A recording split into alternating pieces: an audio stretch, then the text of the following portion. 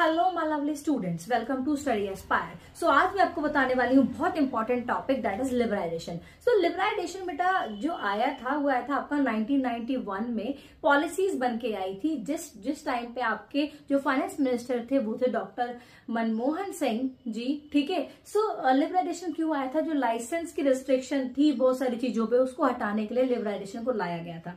Basically हर चीज को करने के लिए लाइसेंस की जरूरत थी, इसलिए लाइसेंस को हटाकर जिससे कि हमारे कंपटीशन बढ़े, आपकी इकोनॉमी की ग्रोथ डेवलपमेंट हो, इसलिए लाइसेंस को हटाया गया था, रेस्ट्रिक्शंस हटाई गई थी। So removing government restriction and control from economic activities, जो भी इकोनॉमिक एक्टिविटीज का सारा कंट्रोल गवर्नमेंट के पास था उस चीज को हटाया था, रेस्ट्रिक्शन जो थी वो हटाई थी, to make the economy more free and competitive. So economy में थोड़ी फ्रीडम आए, ठीक है, और जो हमारी इकोनॉमी है वो कॉम्पिटिटिव बने, इसलिए ये लिबराइजेशन आया था। Reduction in rules and licence and barriers, जो भी बैरियर्स थे, जो भी रूल्स थे जो बने हुए थे, उन चीजों को लेकर वो हटाए गए थे।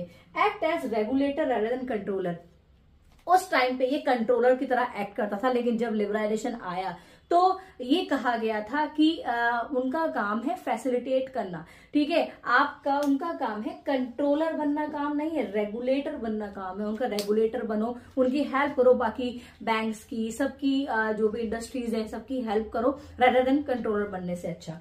Next is get more freedom to start and expand business. इसमें फिर लिबराइजेशन की हेल्प से बहुत ज्यादा फ्रीडम हो गई थी बिजनेस एक्सपेंड करने की। ठीक है, started in 1991, new economic policy के नाम से ये आया था और 1991 में ये आया था। सो आई होप आपको ये क्लियरली समझ में आ गया होगा। So please do like, share and subscribe my channel और इसका स्क्रीनशॉट ले लो। इस तरह से एग्जाम में लिख के आना, ये बहुत इंपॉर्टेंट है। लिबराइजेशन आपको पता होना चाहिए, किसने बनाया था, कब आया था इंडिया में। ठीक है, ये सारी चीजें बहुत इंपॉर्टेंट।